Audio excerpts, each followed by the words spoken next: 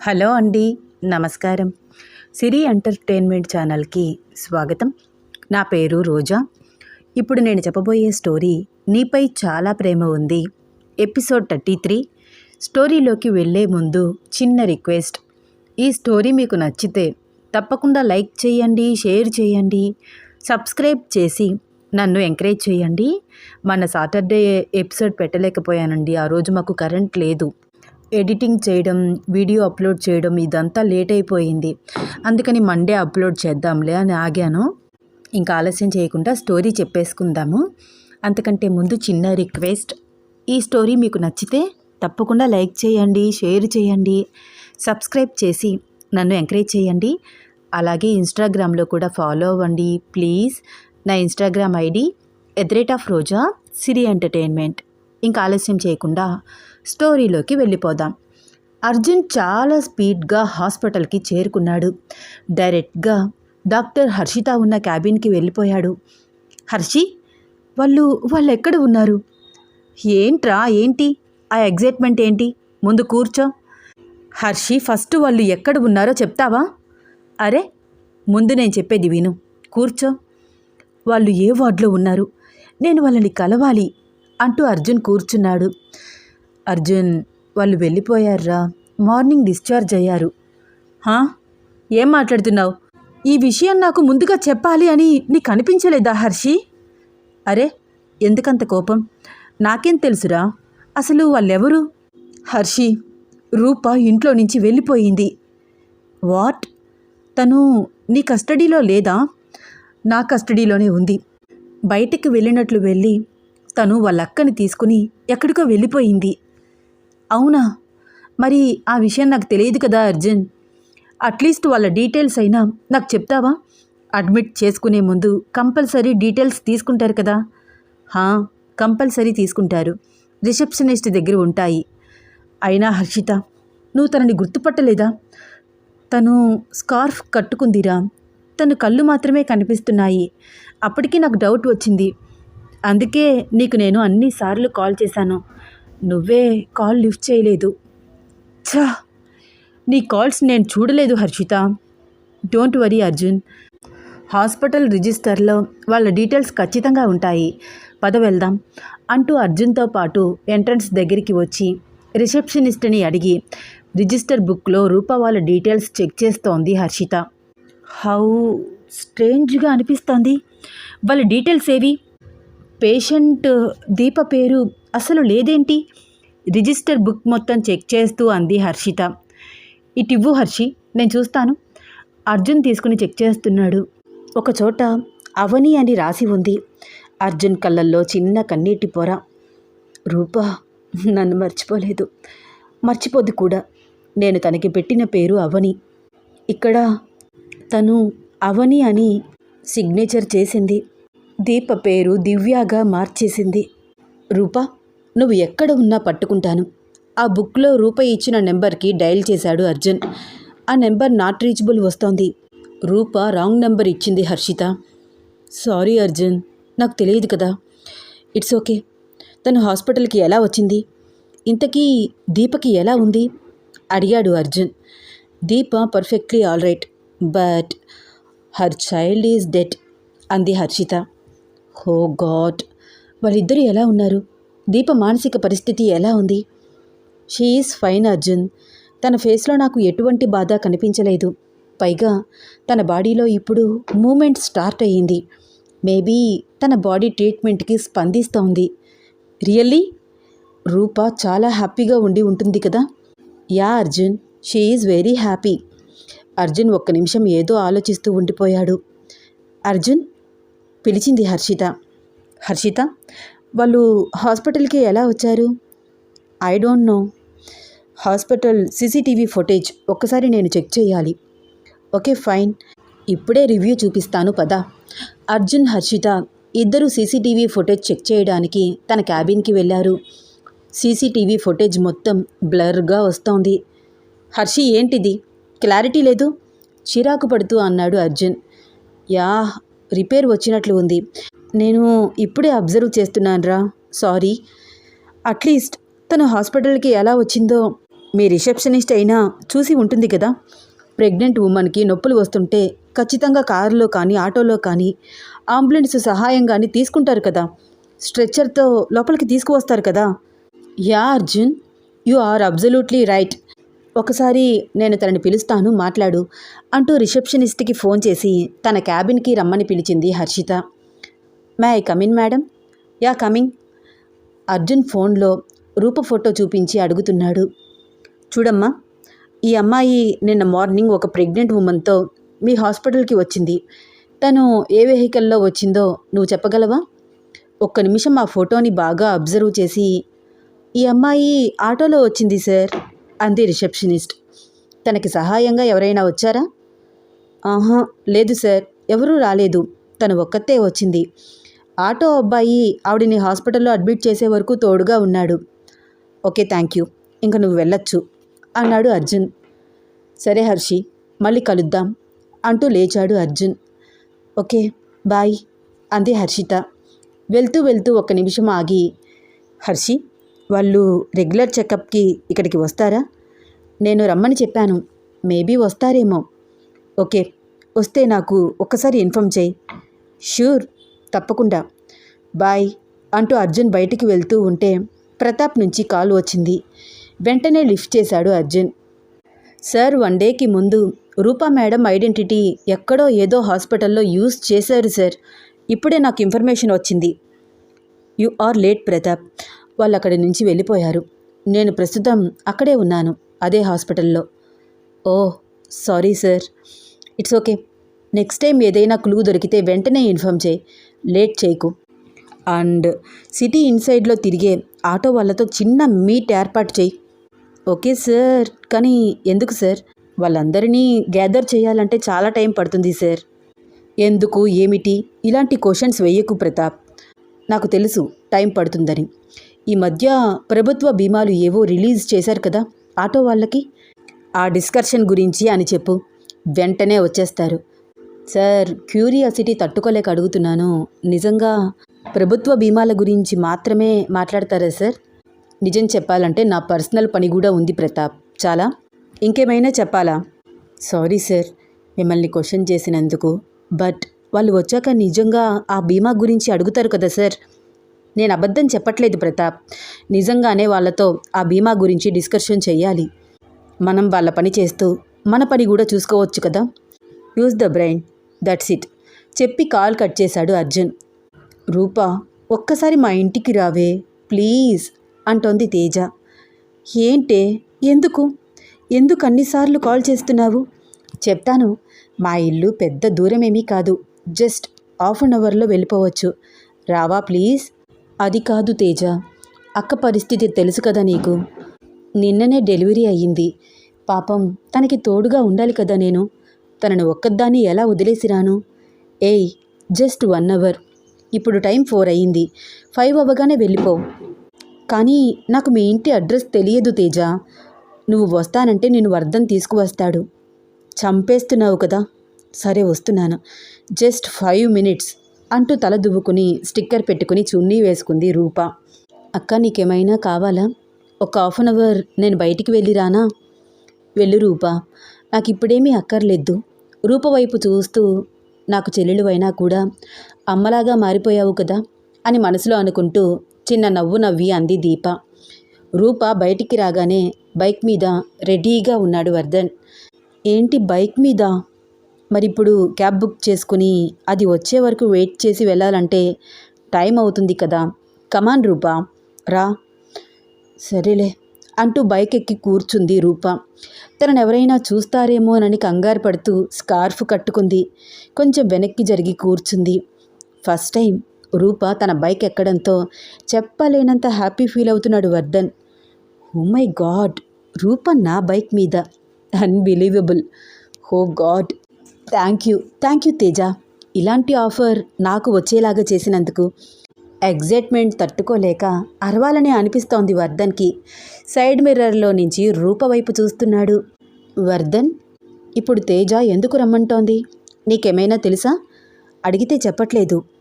ఏమో, నాకు తెలీదు, రమ్మని గోల చేస్తోంది. ఏమై ఉంటుంది? ఏమో రూపా, వెళ్తున్నాం కదా తెలుస్తుందిలే. స్పీడ్ బ్రేకర్ రావడంతో రూప కొంచెం తుల్లి సపోర్ట్ కోసం వర్ధన్ భుజంపై చెయ్యి వేసింది.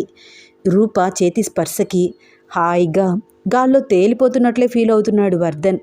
మరుక్షణంలోనే తన చెయ్యి తీసేసి వెనక్కి జరిగి కూర్చుంది. అయ్యో, కాసేపు ఆ చెయ్యి ఉంచొచ్చు కదా అనుకుంటున్నాడు వర్ధన్ మనసులో. మరీ ఏంటో ఇంత పద్ధతిగా ఇంత ట్రెడిషనల్గా ఉండే అమ్మాయి ఏంట్రా బాబు, ఇలా అయితే లైన్లో పెట్టడానికి అట్లీస్ట్ 2 years పడుతుందేమో. పైగా నాకు చాలా చాలా గట్టి పోటీ అర్జున్. అతనిని క్రాస్ చెయ్యాలి అంటే ఓ మై గాడ్, ఎప్పటికి వర్కౌట్ అవుతుంది ఆలోచిస్తూ డ్రైవ్ చేస్తున్నాడు. 20 minutes జర్నీ తర్వాత ఒక ఇంటి ముందు బ్రేక్ వేశాడు. దిగురూప, ఇదే తేజ వాళ్ళ ఇల్లు. ఆ ఇంటి వైపు నుంచుని పరీక్షగా చూస్తోంది రూప. బాల్కనీలో నుంచి తేజ రూపని చూసి చెయ్యి ఊపుతూ గబగబా కిందకి వచ్చేసింది. ఏంటే, ఎందుకు రమ్మన్నావు? అబ్బా చెప్తాను, ముందు నువ్వు లోపలికి రా. చెయ్యి పట్టుకుని లోపలికి తీసుకువెళ్ళింది. వాళ్ళ వెనకాలే వర్ధన్ కూడా వస్తున్నాడు. తేజ, ఏమిటి, ఎందుకు రమ్మన్నావు? అబ్బా లోపలికి రావే, చెప్తాను కదా. తేజ వాళ్ళ పేరెంట్స్ హడావిడిగా ఉన్నారు. ఇల్లంతా డెకరేట్ చేసి ఉంది. తన పేరెంట్స్కి పరిచయం చేసింది తేజ. నమస్కారం అండి అంది రూప. వర్ధన్కి అక్కడ సీన్ అర్థమైపోయింది. ఏదో ఫోన్ రావడంతో మాట్లాడుతూనే అంతా అబ్జర్వ్ చేస్తున్నాడు. తేజ రూప చేయి పట్టుకుని తన రూంలోకి తీసుకువెళ్ళింది. ఏంటే హడావిడి, ఏం జరుగుతోంది ఇక్కడ? రూపా, నాకు పెళ్లి చూపులు. అమ్మా నాన్న సడన్గా ఫిక్స్ చేశారు. మొదట నేను వద్దన్నాను, కానీ అబ్బాయి ఫోటో చూశాక మెలికలు తిరుగుతోంది తేజ. అంత నచ్చాడా? నవ్వింది రూప.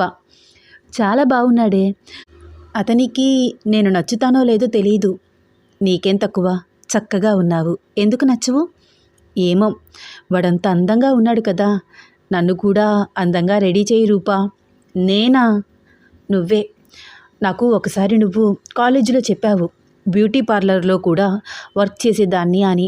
సో నీకన్నీ తెలిసే ఉంటాయి కదా, నన్ను రెడీ చేయవే. ఓకే, శారీ కట్టుకుంటావా, లంగా ఓణీనా? తేజ వేసుకునే డ్రెస్సుని బట్టి మ్యాచింగ్ సెట్ మొత్తం సెలెక్ట్ చేసింది రూప.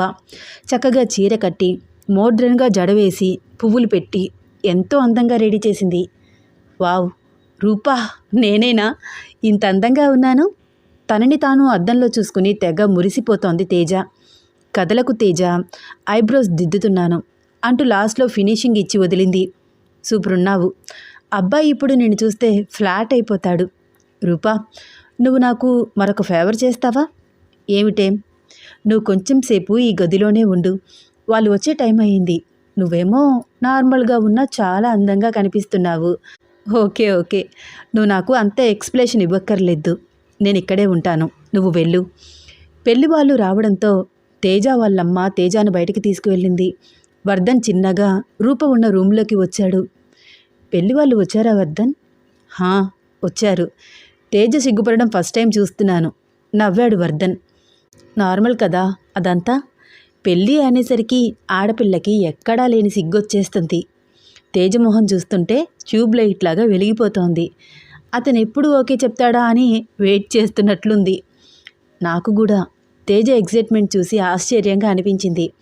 ఫస్ట్ మీట్లోనే అబ్బాయికి ఓకే చెప్పకుండా ఉంటే బావుండు. అదేంటి రూప అలా అంటావు? వర్ధన్, పెళ్ళంటే 100 ఏళ్ల జీవితం. అందంగా ఉన్నాడని పెళ్లి చేసుకుంటే తర్వాత తన క్యారెక్టర్ బాగోకపోతే తేజ లైఫ్ లాంగ్ బాధపడుతుంది. అవును, నువ్వన్నది కూడా నిజమే. ఆ అబ్బాయి ఏమంటాడో. కట్నం అడిగితే మాత్రం అతని క్యారెక్టర్ గురించి ఆలోచించాల్సిందే. కట్నం ఈ రోజుల్లో ఎవరు తీసుకోకుండా ఉంటున్నారు? వర్ధన్ తన ఫ్యామిలీని వదిలేసి వాళ్ళ ఫ్యామిలీలో ఒక నెంబర్గా మారిపోతుంది ఆడపిల్ల. ఉదయం లేచిన దగ్గర నుంచి క్షణం కూర్చోకుండా ఇంటిల్లిపాదికి సేవలు చేస్తుంది. వాళ్ళ వంశం కోసం తాను నరకయాత్ర అనుభవిస్తుంది. పిల్లలను పెంచి పెద్ద చేసి వాళ్ళ కోసమే బ్రతుకుతుంది. ఇంత సాక్రిఫైస్ చేసి మన కోసం అన్నీ వదులుకుని వచ్చే అమ్మాయికి ప్రేమని పంచాలి, కానీ తన నుంచి డబ్బులు ఆశించకూడదు. ఇది నా అభిప్రాయం. వర్ధన్ రూప చెప్తున్న మాటలు వింటూ అలాగే చూస్తూ ఉండిపోయాడు. ఏంటి వర్ధన్ అలా చూస్తున్నావు? రూపా, ఫర్ సపోజ్ నీ పెళ్లి చూపుల్లో నిన్ను చూడడానికి వచ్చిన అబ్బాయి నిన్ను కట్నం అడగకుండా నీ నుంచి ఏమీ ఆశించకుండా నిన్ను మాత్రమే కోరుకుంటే నువ్వు అతనిని చేసుకోవడానికి ఒప్పుకుంటావా? రూప ఒక్క నిమిషం నవ్వి, వర్ధన్, నేను అసలు పెళ్లి చేసుకోవాలని అనుకోవట్లేదు. అదేంటి అలా అంటావు? పెళ్లి చేసుకోకుండా ఎలాగా? వర్ధన్, నువ్వు ఒక ప్రశ్న అడిగావు, దానికి నేను సమాధానం చెప్పాను. మరొక ప్రశ్న అడగకు ప్లీజ్. నాకు అర్థం కావట్లేదు. అంటే నువ్వు లైఫ్ లాంగ్ సింగిల్గా ఉండిపోదాం అనుకుంటున్నావా? ఈ ఒక్కదానికి ఆన్సర్ చెప్పు. నా లైఫ్ మీద నాకే ఒక క్లారిటీ లేదు వర్ధన్. ఫ్యూచర్లో ఏమవుతుందో తెలియదు. ప్రస్తుతానికైతే పెళ్లి మీద నాకు ఎలాంటి ఇంట్రెస్ట్ లేదు. అమ్మయ్యా, ఈ ఆన్సర్ చాలు. పెళ్లి చేసుకోకుండా సింగిల్గా ఉండిపోతాను అని అనలేదు. కన్ఫ్యూజన్లో ఉంది. త్వరగా నేను తనకి క్లారిటీ ఇచ్చేయాలి. నాకు కట్నం వద్దు, ఆస్తి వద్దు. త్వరలో నీతో 7 అడుగులు వేయాలని ఉంది రూపా. ఇదే విషయం నేను నీతో చెప్పేస్తాను. అక్కడ జరుగుతున్న పెళ్లి చూపులు వాళ్ళకే జరుగుతున్నట్టు ఇమాజినేషన్ చేసుకుంటున్నాడు వర్ధన్. పెళ్లి చూపులు అయ్యాక తేజ లోపలికి వచ్చింది. ఏమైంది అడిగింది రూప. ఏమవుతుంది, పెళ్ళైన వెంటనే ఆస్ట్రేలియా వెళ్ళిపోవాలి అంటున్నాడు. ఏడుపు మొహం పెట్టింది తేజ. ఇంతకీ మీ ఫ్యామిలీ వాళ్ళు ఒప్పుకున్నారా? నీకు ఓకేనా? లేదు, నేను ఒప్పుకోలేదు. అదేంటి? పెళ్లి చూపులు అనగానే ఎగిరి గంతులు వేశావు కదా. అవును, కానీ ఆస్ట్రేలియా వెళ్ళడం నాకు ఇష్టం లేదు. ఆల్రెడీ అన్న పెళ్లి చేసుకుని యూఎస్ వెళ్ళిపోయాడు. నేను కూడా అమ్మ నాన్నకి దూరం అయిపోతే ఎలాగా? వస్తూనే నన్ను మా అమ్మా నాన్నకి దూరం చేయాలని అనుకుంటున్నాడు. నాకు నచ్చలేదు. రిక్వెస్ట్ కూడా చేయలేదు. ఆర్డర్ వేసినట్టు మాట్లాడుతున్నారు. అందుకనే ఆ యాటిట్యూడ్ నచ్చక నో చెప్పేశాను. ఈ సిటీలోనే ఉండే అబ్బాయిని పెళ్లి చేసుకుంటాను. బట్ ఇంత అందమైన అబ్బాయి రాడేమో కానీ మన సిటీలో కూడా హ్యాండ్సమ్ బాయ్స్కి ఏమీ కరువు లేదు కదా, నవ్వింది తేజ. ఎంత స్పోర్టివ్నెస్గా తీసుకున్నావు Teja. Really I like you. ఒకవేళ ఈ పెళ్లి చూపులు సక్సెస్ కాకపోతే ఏడుస్తావేమో అనుకున్నాను. నేను ఏడుపు మొహం పెట్టలేదు, కానీ వాడు ఏడ్చినంత పని చేశాను తెలుసా. నన్ను చూస్తూనే గురుడు పడిపోయాడేమో. వెళ్తూ కూడా ఏదో మిస్ అయిపోతున్నట్లు నా వైపే చూస్తున్నాడు. అబ్బా, ఒక అబ్బాయి వదలలేక వెళ్తూ అలా చూస్తే ఎంత బాగుంటుంది. ఫస్ట్ టైం నేను అందగత్తెని అన్న ఫీలింగ్ వచ్చింది నాకు. రూపా, నన్ను ఇలా రెడీ చేసినందుకు చాలా చాలా థ్యాంక్స్ అంది తేజ. ఏంటే నువ్వు?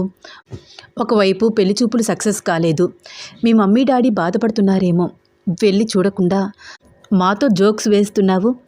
నిన్ను నువ్వు అద్దంలో చూసుకుంటూ తెగ తిప్పేసుకుంటున్నావు ఏంటిదంతా అన్నాడు వర్ధన్. మా అమ్మ నాన్న నాకే సపోర్ట్ చేశారురా, వాళ్ళేమీ బాధపడట్లేదు. అయినా నీకెందుకురా నా గురించి? అవును రూపా, నువ్వు ఎందుకు హోమ్ బ్యూటీషియన్గా వెళ్ళకూడదు? మనీ కూడా చాలా వస్తుంది. ఇప్పుడు మీ అక్క ట్రీట్మెంట్కి మనీ అవసరం కదా. నిజమే తేజ, కానీ ఈ సిటీలో నాకు పెద్దగా ఎవరూ తెలియరు. డోంట్ వరీ బేబీ, మెహూనా. వీకెండ్స్ వచ్చాయి అంటే చాలు అమ్మాయిలందరూ బ్యూటీ పార్లర్కి వెళ్తారు. ఇప్పుడు నువ్వు హోమ్ బ్యూటీషియన్గా వాళ్ళ దగ్గరికి వెళ్తే టైం కలిసి వస్తుందని తప్పకుండా ఆఫర్ చేస్తారు. నీకు ఓకే అయితే చెప్పు, మా ఫ్రెండ్స్ అందరికీ నీ వాట్సాప్ నెంబర్ పంపిస్తాను. చాలా థ్యాంక్స్ తేజ. ఇన్కమ్ ఎలా పెంచుకోవాలో అర్థం కాక పిచ్చెక్కుతోంది. నిజంగా నువ్వు చెప్పిన ప్లాన్ వర్కౌట్ అయితే నువ్వు మాకు చాలా హెల్ప్ చేసినట్టే. రూప కళ్ళల్లో చిన్న కన్నీటి పొర. కమాన్ రూపా, నిజానికి నువ్వే మాకు హెల్ప్ చేస్తున్నట్లు. కాసేపు తేజతో మాట్లాడి వర్ధన్ రూప ఇంటికి బయలుదేరారు. Roopa, you are multi talented. Shopping మాల్లో వర్క్ చేసేదానివి, ఇంటి దగ్గర చిన్నపిల్లలకి ట్యూషన్ చెప్పడం, మరొక వైపు బాగా చదువుకుంటూ టాపర్గా నిలవడం, ఇప్పుడు బ్యూటీషియన్. ఇన్నెప్పుడు నేర్చుకున్నావు రూపా? డ్రైవ్ చేస్తూ అడుగుతున్నాడు వర్ధన్. పరిస్థితులు మనిషికి ఏదైనా నేర్పుతాయి వర్ధన్. మా పేదరికం మాకు అన్ని విద్యలు నేర్పింది. రూప ఫేస్ బాధగా ఉండడం అబ్జర్వ్ చేసి ఇంక వర్ధన్ తనని ప్రశ్నించలేదు. అర్జున్ చెప్పినట్లే ఆటో వాలాలతో మీటింగ్ ఏర్పాటు చేయడానికి అన్నీ సిద్ధం చేశాడు ప్రతాప్. అర్జున్ తిరిగి స్టేషన్కి వెళ్ళాడు. స్టేషన్కి వెళ్ళేసరికి కాత్యాయిని కూర్చుని ఉంది. కోపంగా చూస్తోంది. అర్జున్ కాత్యాయిని ఒక్క నిమిషం చూసి ఏమీ మాట్లాడకుండా సరాసరి తన క్యాబిన్లోకి వెళ్ళిపోయాడు. అర్జున్, ఏమిటది? మాట్లాడకుండా వెళ్ళిపోతున్నావు? నీకోసం ఉదయం నుంచి వెయిట్ చేస్తున్నాను. ఫోన్ చేస్తే లిఫ్ట్ చేయట్లేదు. ఎన్నిసార్లు కాల్ చేసినా పట్టించుకోవట్లేదు. ఫోన్ చేసి మాట్లాడే ఖాళీ కూడా లేదారా నీకు? అమ్మా ప్లీజ్, నువ్వు ఇంటికి వెళ్ళిపో. అదేంట్రా, నేను మాట్లాడుతుంటే సమాధానం చెప్పకుండా ఇంటికి వెళ్ళిపో అంటావేంటి? నేను నీతో తర్వాత మాట్లాడతాను. ప్లీజ్ అమ్మా, నువ్వు ఇంటికి వెళ్ళు. సరే, నువ్వెప్పుడు తిన్నావో ఏమో, క్యారియర్ తీసుకొచ్చాను, తిందువు గాని రారా. నేను తింటాను కానీ అక్కడ ఉంచి వెళ్ళిపో. అదేంట్రా, మాటకి ముందు ఒకసారి వెళ్ళిపో, మాటకి తర్వాత ఒకసారి వెళ్ళిపో అంటున్నావు. ఏ, నేను నీ దగ్గరికి రావడం నీకు ఇష్టం లేదా? పిచ్చి పిచ్చిగా మాట్లాడుతున్నావేమిటి? బాధగా కోపంగా అంది కాత్యాయిని. 4 రోజుల నుంచి చూస్తున్నాను, అసలు ఇంటికే రావట్లేదు. ఏమైందిరా నీకు? ఎక్కడ ఉంటున్నావు? కాత్యాయిని మాట్లాడుతున్నా అర్జున్ సమాధానం చెప్పట్లేదు. ఏంట్రా, ఇందాకటి నుంచి చూస్తున్నాను, నేను మాట్లాడుతూనే ఉన్నాను, నువ్వు మాట్లాడవేంటి? అమ్మా ప్లీజ్, నాకు చాలా చాలా వర్క్ ఉంది, డిస్టర్బ్ చేయకు, నువ్వు ఇంటికి వెళ్ళు. నిన్నెప్పుడు ఇలా చూడలేదు అర్జున్. వర్క్ ఉంటే ఇంటికి రాకుండా ఉంటారా ఎవరైనా? 4 రోజులు అవుతుందిరా, నువ్వు ఇంటికి రావట్లేదు.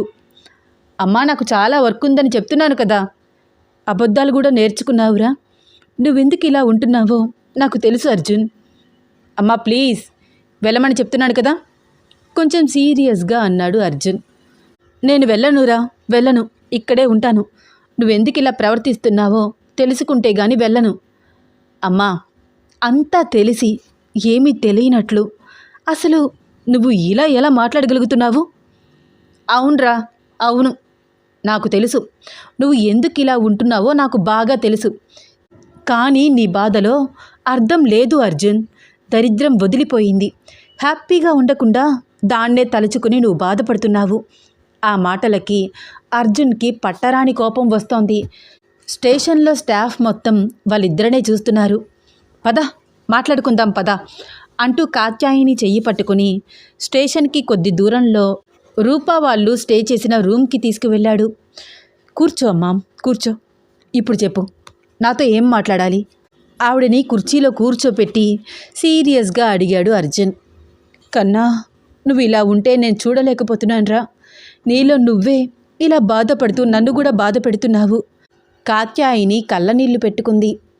అమ్మా ప్లీజ్, నువ్వు ఏడవకు, నేను చూడలేను. నేనేం తప్పు చేశానురా?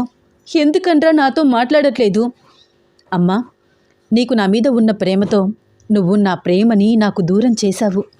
రూప నా జీవితంలో నుంచి వెళ్ళిపోతే నేను మరొకరిని పెళ్లి చేసుకుని సంతోషంగా ఉంటాను అని నువ్వు అనుకున్నావు. కానీ అలా ఎప్పటికీ జరగదమ్మా. నీకు నేను ముందుగానే చెప్పాను, పెళ్ళంటూ చేసుకుంటే తననే చేసుకుంటాను అని. అయినా నీకు అర్థం కాలేదేమో. తను మన ఇంట్లో ఉండడం నీకు ఇష్టం లేదని తనని వేరే తీసుకువచ్చి ఇక్కడ ఉంచి చదివిస్తున్నాను. అయినా కూడా నువ్వు తనని వదిలిపెట్టలేదు కదమ్మా. కాలేజ్కి వెళ్ళి కొట్టావు, అందరి ముందు అవమానించావు. ఆడవాళ్ళకి రెస్పెక్ట్ ఇవ్వాలి కన్నా అని నువ్వే చెప్తూ ఉండేదానివి. అలాంటి నువ్వే రూపని అన్నన్ని మాటలు అంటూ ఎలా కొట్టగలిగావు? అసలు అదంతా చూస్తుంటే నాకు చాలా బాధగా అనిపించిందమ్మా. ఆ వీడియో చూస్తుంటే అందులో ఉన్నది మా అమ్మేనా అని నా కళ్ళను నేనే నమ్మలేకపోయాను. ఎందుకమ్మా, ఎందుకు నీకు తన మీద అంత కోపం? ఏం చేసిందమ్మా తను? అలా తనతో మాట్లాడేటప్పుడు, తనని కొట్టేటప్పుడు, నా జీవితంలో నుంచి వెళ్ళిపోమ్మన్నప్పుడు నేను నీకు ఒక్క క్షణం కూడా గుర్తుకు రాలేదా? తనంటే ప్రాణమని చెప్పాను కదా. తను లేకుండా నేను ఎలా ఉంటాను అని ఆలోచించలేదు కదమ్మా నువ్వు? కన్నా, ఆ పిల్ల క్యారెక్టర్ మంచిది కాదురా. మన స్టేటస్కి తగ్గ అమ్మాయి కాదు. రేపొద్దున్న ఈ విషయం నలుగురికి తెలిస్తే ఎంత పరువు నష్టం. కన్నీళ్లతో అర్జున్ వైపు చూస్తూ నచ్చచెప్పడానికి ట్రై చేస్తోంది కాత్యాయిని. ఎవరి గురించి మాట్లాడుతున్నావమ్మా నువ్వు? నాకు ఈ సొసైటీతో పని లేదు. ఎప్పుడు ఎవరి మీదో ఒకరి మీద బురద చల్లుతూనే ఉంటారు. రూపపై నింద పడిందమ్మా. తను ఏ తప్పు చెయ్యకుండా. అది నేను నీతో ఓపెన్గా చెప్పి తప్పు చేశానమ్మా. మా అమ్మకి నా జీవితంలో జరిగే ప్రతి విషయం తెలియాలి అని నేను అనుకోవడం తప్పు. నీ దగ్గర ఏ సీక్రెట్స్ దాచకూడదు అని నేను అనుకోవడం తప్పు. అర్జున్ చాలా ఎమోషనల్ అవుతూ సీరియస్గా మాట్లాడుతుంటే అర్జున్ వైపు అలాగే చూస్తూ అతనిని కూల్ చేయడానికి, అర్జున్ అది కాదురా. అమ్మ ప్లీజ్, నువ్వు అర్థం చేసుకుంటావనుకున్నాను, కానీ కాదు. పరువు ప్రతిష్ట అంటూ రూపని నాకు దూరం చేసి నువ్వు బాధ పెట్టింది తనని కాదమ్మా, నన్నమ్మా. అర్జున్, ఏమిట్రా ఇది, ఇలా అయిపోతున్నావు? ఆ అమ్మాయితో నీకు మహా అయితే ఎన్ని రోజులు పరిచయం? ఒక 6 నెలలు. ఆ అమ్మాయి ఎక్కువైపోయిందా నీకు నాకంటే? అమ్మ ప్లీజ్, ఆపుతావా? ఈ కంపారిజేషన్ ఏంటి అసలు? నీ ప్రాబ్లం ఏంటమ్మా? నిన్న మొన్నటి వరకు పెళ్లి చేసుకోమని చంపేశావు. ఎవరైనా అమ్మాయి నచ్చితే చెప్పమన్నావు. నాకు నచ్చిన అమ్మాయిని నీకు చూపిస్తే ఆ అమ్మాయి నీకు ఎక్కువైపోయిందా అని ఎలా అడుగుతావమ్మా నువ్వు? అయినా ఇప్పుడు ఈ ఆర్గ్యుమెంట్ అంతా ఎందుకు? నువ్వు చేయాలనుకున్నది చేశావు కదా, వదిలే. ప్లీజ్ అమ్మా, ఇలా నన్ను వదిలే. నువ్వు కోరుకున్నట్లే ఇప్పుడు రూప నా జీవితంలో లేదు. మన పరువు ప్రతిష్ట అన్నీ అలాగే భద్రంగా ఉన్నాయి. ఇంకా ఇప్పుడు నువ్వు ఇలా ఏడవకు ప్లీజ్. హ్యాపీగా ఇంటికి వెళ్ళిపో అమ్మా. ఏంట్రా నువ్వు? ఆ ప్రవర్తన ఏంటి? నేనేం చేసినా నీ మంచికే కదా, నీ ఫ్యూచర్ ఆలోచించే కదా. ఆ అమ్మాయి మొదట నాకు కూడా నచ్చింది కన్నా, కానీ తన బ్యాక్గ్రౌండ్ తెలిసిన తర్వాత ఎవరు ఒప్పుకుంటారు చెప్పు? ఏ తల్లి తన కొడుకుని ఇచ్చి పెళ్లి చేయడానికి ఒప్పుకుంటుంది? నేనే కాదు, ఏ తల్లి ఒప్పుకోదు. అయినా అది వెళ్ళిపోయి హ్యాపీగా ఉంది. దాని జీవితం అది చూసుకుంటోంది. నువ్వెందుకురా ఇలా నలిగిపోవాలి? నీకు తెలుసా అమ్మా, నువ్వేమైనా చూసొచ్చావా? తను హ్యాపీగా ఉందని ఎలా చెప్తున్నావు? నిజంగా తను హ్యాపీగా ఉన్నా అలా నేను ఉండలేను. తను ఉండగలదేమో నేను లేకుండా. నాకు మాత్రం చాలా కష్టంగా, చాలా బాధగా అనిపిస్తోంది. అయితే ఏంట్రా, ఇలా నన్ను సాధిస్తావా? ఇలా నన్ను ఏడిపిస్తావా? అమ్మా, నువ్వు నన్ను అర్థం చేసుకో. నాకు నీ మీద కోపం రావట్లేదమ్మా, రూపం మీద కోపం వస్తోంది. ఇంత జరిగినా ఏమీ మాట్లాడకుండా సైలెంట్గా వెళ్ళిపోయింది చూడు, అందుకు తన మీద నాకు చాలా చాలా కోపం వస్తోంది. సరేరా, సరే, ఫైనలీ నువ్వేం చెప్పాలనుకుంటున్నావురా? నన్ను వదిలేయమ్మా, కొంచెం నా మైండ్ సెట్ అయ్యాక నేనే ఇంటికి వస్తాను. కాత్యాయిని కన్నీళ్లు తుడుచుకుంటూ, చూడ్రా అర్జున్, నువ్వు మీ అమ్మ అభిప్రాయానికి విలువ ఇవ్వకపోవచ్చు. నీకు మాకన్నా నిన్న కాక మొన్న వచ్చిన ఆ అమ్మాయి ఎక్కువయ్యుండొచ్చు. కానీ నేను ఇప్పటికీ మా అత్తగారి మాటకి విలువ ఇస్తాను, పెద్దలను గౌరవిస్తాను. ఉదయం మీ నానమ్మ ఫోన్ చేసింది. మీ అత్తయ్య వాళ్ళు వచ్చారట, వాళ్ళ అమ్మాయి లాస్యాతో నీకు మ్యాచ్ ఫిక్స్ చేద్దామని అడుగుతున్నారు. నానమ్మ అయితే తెగ సంబరపడుతోంది. ఆవిడకు ఈ గోలంతా తెలీదు. పొద్దున్నే ఎంతో ఆనందంగా ఫోన్ చేసింది. ఒసే కాత్యాయిని, నీకు ఒక తియ్యటి కబురు అంటూ. నాకు నువ్వు సమాధానం చెప్పక్కర్లేదురా. నువ్వేం చెప్పాలి అనుకున్నా రేపు ఊరికి వెళ్ళాక మీ నానమ్మకి చెప్పుకో. మా అత్తగారి మాటకి నేను ఎదురు చెప్పలేను. రేపు సాయంత్రం ప్రయాణం, రెడీగా ఉండు చెప్పి విసవిసా వెళ్ళిపోయింది కాత్యాయిని. అర్జున్కి విపరీతమైన హెడేక్గా ఉంది. గట్టిగా అరవాలనిపిస్తోంది. కనిపించని రూపం మీద పిచ్చి కోపం వస్తోంది. సిగరెట్ తీసి స్మోక్ చేస్తూ ఆలోచిస్తున్నాడు. ప్రతాప్ కాల్ చేయడంతో ఫోన్ లిఫ్ట్ చేశాడు. ఈ స్టోరీలో నెక్స్ట్ ఏమవుతుంది తెలుసుకోవాలని ఉందా? అయితే వచ్చే ఎపిసోడ్ కోసం వెయిట్ చేస్తూ ఉండండి. ఈ స్టోరీ మీకు నచ్చితే తప్పకుండా లైక్ చేయండి, షేర్ చేయండి, సబ్స్క్రైబ్ చేసి నన్ను ఎంకరేజ్ చేయండి. అలాగే ఇన్స్టాగ్రామ్లో కూడా నన్ను ఫాలో అవ్వండి.